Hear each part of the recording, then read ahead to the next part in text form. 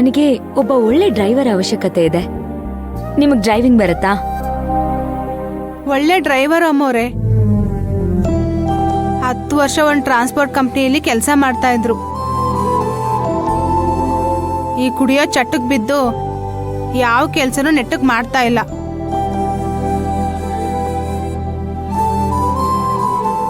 ಸರಿ, ನೀವು ನಾಳೆಯಿಂದಾನೇ ಕೆಲ್ಸಕ್ಕೆ ಬನ್ನಿ.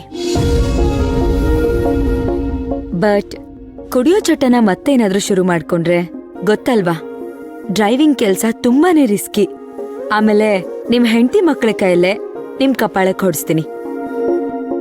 ಅರ್ಥ ಆಯ್ತಾ? ಇಲ್ಲ ಮೇಡಮ್, ಡ್ಯೂಟಿಲಿದ್ದಾಗ ಕುಡಿಯಲ್ಲ. ಅಂದ್ರೆ ಡ್ಯೂಟಿ ಆದ್ಮೇಲೆ ಕುಡಿತೀರಾ? ಹಾಗಾದ್ರೆ ನೀವ್ 24 ಗಂಟೆನೂ ಡ್ಯೂಟಿಯಲ್ಲೇ ಇರಿ. ಇಲ್ಲ ಮೇಡಮ್, ಕುಡಿಯೋದನ್ನ ಬಿಟ್ಬಿಡ್ತೀನಿ.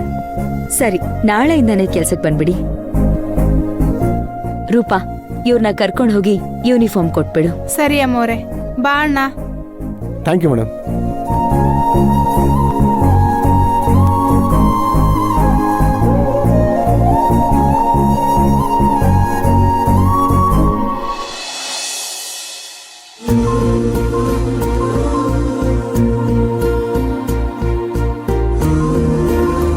ಅಶೋಕ್, ಈ ತಿಂಗಳು ಕಮಲಮ್ಮ ಮತ್ತೆ ರೂಪಾ ಪೇಮೆಂಟ್ಸ್ ಎಲ್ಲ ಕ್ಲಿಯರ್ ಮಾಡಿದ್ರಾ? ಇನ್ನೂ ಇಲ್ಲ ಶಿವಗಾಮಿ, ಹಾಕ್ಬೇಕು. ಅಂದಾಗೆ ರೂಪಾ 5,000 ಅಡ್ವಾನ್ಸ್ ತಗೊಂಡಿದ್ಲು, ಅದನ್ನ ಕಟ್ ಮಾಡ್ಬಿಟ್ಟು ಹಾಕ್ಲಾ? ಬೇಡ ಬೇಡ, ಪೂರ್ತಿ ಅಮೌಂಟನ್ನೇ ಹಾಕಿ.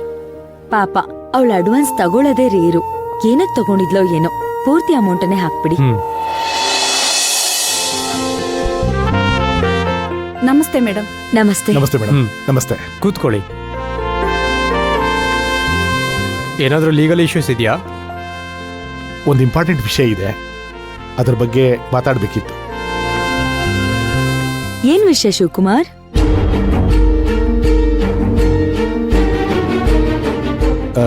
ರಾವಣ್ ಕೋರ್ಟಲ್ಲಿ ಸರೆಂಡರ್ ಆಗ್ತಿದ್ದಾರೆ ಮೇಡಮ್.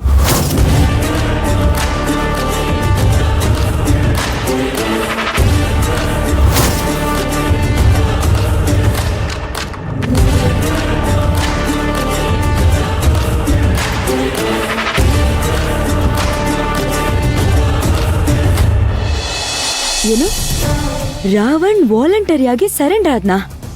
ನಂಬಕ್ಕೆ ಆಗ್ತಿಲ್ಲ. ಪೊಲೀಸ್ ಅರೆಸ್ಟ್ ಮಾಡಿದ್ರೆ ಬೇಲ್ ಅಪ್ಲೈ ಮಾಡಬೇಕಾದ್ರೆ ಸ್ವಲ್ಪ ಪ್ರಾಬ್ಲಮ್ ಆಗತ್ತೆ. ಅದಕ್ಕೆ ಸರೆಂಡರ್ ಆಗಿ ಅಂತ ಯಾರೋ ಐಡಿಯಾ ಕೊಟ್ಟಿರ್ಬೇಕು. ನೆಕ್ಸ್ಟ್ ಏನ್ ಪ್ರೊಸೀಜರ್ ಇರುತ್ತೆ? ಈಗ ಪೊಲೀಸ್ ಕಸ್ಟಡಿಗೆ ಕೊಡ್ತಾರೆ, ಬೇಲ್ಗೆ ಅಪ್ಲೈ ಮಾಡ್ಬೋದು. ರಾವಣ್ ಮೇಲೆ ಯಾವ್ಯಾವ ಚಾರ್ಜ್ ಶೀಟ್ ಹಾಕಿದ್ದಾರೆ ಎಲ್ಲ ಸರಿಯಾಗಿದ್ಯಾ ಅಂತ ಕೋರ್ಟ್ ನೋಡುತ್ತೆ. ಬೇಲ್ ಕೊಡ್ಬೇಕಾ ಕೊಡ್ಬಾರ್ದಾ ಅಂತ ಕೋರ್ಟ್ ತೀರ್ಮಾನ ಮಾಡುತ್ತೆ. ಟ್ರಯಲ್ ಶುರು ಆಗತ್ತೆ. ಏನೋ ಪ್ಲಾನ್ ಮಾಡ್ಕೊಂಡೆ ಸರೆಂಡರ್ ಆಗಿದ್ದಾನೆ ಅಂತ ಅನ್ನಿಸ್ತಾ ಇದೆ. ಹೌದು ಮೇಡಮ್, ಲಾಯರ್ ಅಡ್ವೈಸ್ ಕೇಳ್ಕೊಂಡೆ ಅವ್ನು ಸರೆಂಡರ್ ಆಗಿರ್ಬೇಕು. ವಿಚಾರಣೆ ಶುರು ಆದಾಗ್ಲೇ ಅವ್ರೇನ್ ಅಸ್ತ್ರ ಇಟ್ಕೊಂಡಿದ್ದಾರೆ ಅಂತ ನಮಗೂ ಗೊತ್ತಾಗತ್ತೆ. ಏನೇ ಅಸ್ತ್ರ ಇದ್ರೂ ಏನು ಮಾಡೋಕ್ಕಾಗಲ್ಲ. ಸಾಕ್ಷಿಗಳೆಲ್ಲ ಕ್ಲಿಯರ್ ಆಗಿದೆ. ಸ್ವತಃ ವಿಡಿಯೋದಲ್ಲಿ ಅವನೇ ತಪ್ಪೊಪ್ಕೊಂಡಿದ್ದಾನೆ. ಅಡ್ಡದಾರಿಯಲ್ಲಿ ಕೇಸ್ನ ಒಡೆದಾಕಕ್ಕೆ ಪ್ಲಾನ್ ಮಾಡಿರ್ತಾರೆ. ಹಾ ಮೇಡಮ್, ಅವ್ರ ಪ್ರಾಣನೇ ಒತ್ತೆ ಇಟ್ಟು ಸಾಕ್ಷಿಗಳನ್ನ ರೆಡಿ ಮಾಡಿದ್ದಾರೆ. ಅದನ್ನ ಕೋರ್ಟಲ್ಲಿ ಪ್ರೂವ್ ಮಾಡಿ ರಾವಣ್ಗೆ ಶಿಕ್ಷೆ ಆಗೋ ಥರ ಮಾಡೋದು ನಿಮ್ಮ ಕೈಯಲ್ಲಿದೆ. ಯಾವುದೇ ಕಾರಣಕ್ಕೂ ಕಾನೂನಲ್ಲಿರೋ ಲೂಪೋಲ್ಸ್ನ ಬಳಸ್ಕೊಂಡು ಅವನು ತಪ್ಪಿಸ್ಕೋಬಾರ್ದು. ಹೌದು ಶಿವಕುಮಾರ್, ಅವನು ಈ ಸಲ ತಪ್ಪಿಸ್ಕೊಂಡ್ರೆ ಮತ್ತೆ ಇಂಥ ಅವಕಾಶ ಸಿಗಲ್ಲ ನಮಗೆ. ಇಷ್ಟೆಲ್ಲ ಸಾಕ್ಷಿಗಳನ್ನ ಇಟ್ಕೊಂಡು ಅವನ್ನ ತಪ್ಪಿಸ್ಕೊಳಕ್ ಬಿಡಬಾರ್ದು. ಹಾಗೇನಾದ್ರೂ ಬಿಟ್ರೆ ಅದಕ್ಕಿಂತ ದೌರ್ಭಾಗ್ಯ ಬೇರೆ ಇಲ್ಲ.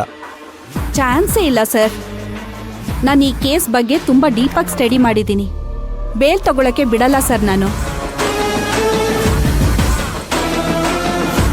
ವಿಚಾರಣೆ ಶುರುವಾಗ್ಲಿ, ಆಮೇಲೆ ಕೇಸ್ ಯಾವ ಡೈರೆಕ್ಷನ್ ಹೋಗುತ್ತೆ ಅನ್ನೋದನ್ನ ನೋಡ್ಕೊಂಡು ನಾವು ನೆಕ್ಸ್ಟ್ ಏನ್ ಮಾಡ್ಬೇಕು ಅನ್ನೋದನ್ನ ಡಿಸೈಡ್ ಮಾಡೋಣ. ಆಯ್ತು ಮೇಡಮ್, ನಾವಿನ್ನು ಹೊರಡ್ತೀವಿ. ಶಿವಕುಮಾರ್, ಒಂದು ನಿಮಿಷ ಕಾಫಿ ಕುಡ್ಕೊಂಡು ಹೋಗಿ. ಕಮಲಮ್ಮ. ಸರ್, ಈಗ ತಾನೇ ಕುಡ್ಕೊಂಬಂದೆ. Thank you sir. Thank you madam. ಬರ್ತೀವಿ ಮೇಡಮ್, ಬರ್ತೀವಿ ಸರ್. Thank you.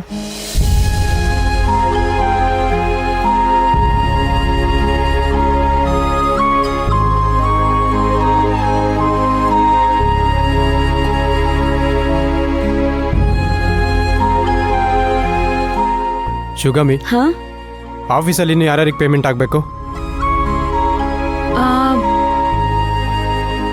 ಸೆಕೆಂಡ್ ಲಿಸ್ಟಲ್ಲಿ ನಾವು ಯಾರನ್ನ ಹಾಕೊಂಡಿದೀವೋ ಅವರೆಲ್ರಿಗೂ ಆಗಿದೆ.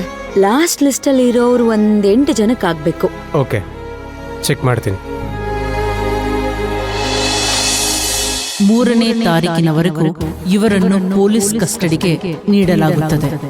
3ನೇ ತಾರೀಕು ಇವರನ್ನು ಯಾವ ಸ್ಥಿತಿಯಲ್ಲಿ ಕರ್ಕೊಂಡು ಹೋಗಿದ್ದೀರೋ ಅದೇ ಸ್ಥಿತಿಯಲ್ಲಿ ಇವರನ್ನ ಕೋರ್ಟ್ಗೆ ಹಾಜರುಪಡಿಸಬೇಕು ಎಂದು ಪೊಲೀಸರಿಗೆ ಸೂಚನೆ ನೀಡಲಾಗುತ್ತದೆ.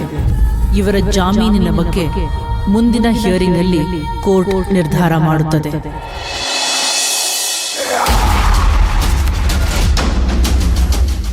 ನಮಸ್ಕಾರ ಸರ್. ನಮಸ್ಕಾರ. Thank you.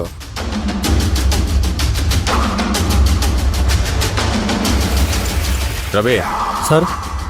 ಸ್ಟೇಷನಲ್ಲಿರೋ ಎಲ್ರಿಗೂ ಹೋಗಿ ಟೀ ಕೊಡ್ಕೊಂಬರಕ್ಕೆ ಹೇಳಿ. ಸರಿ ಸರ್. ಒಂದು ನಿಮಿಷ. ಹಾಂ ಸರ್.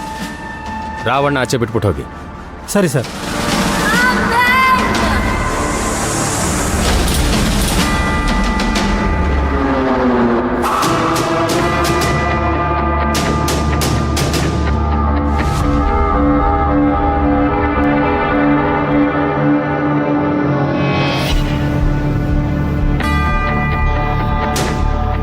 ಮಗ, ನಿನ್ನನ್ನೇ ನಂಬಿಕೊಂಡು ಸರೆಂಡರ್ ಆಗಿರೋದು.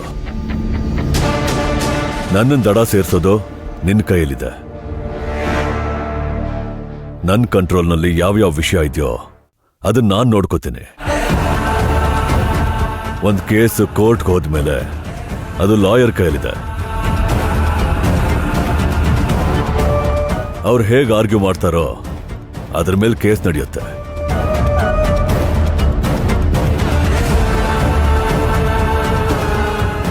ಸರ್, ಕೇಸ್ ನಾನು ನಿಮ್ಮಡ್ಲಿಗೆ ಹಾಕ್ತಾ ಇದ್ದೀನಿ. ಉಳಿಸೋದು ಬಿಡಿಸೋದು ನಿಮ್ಮ ಕೈಯಲ್ಲೇ ಇದೆ.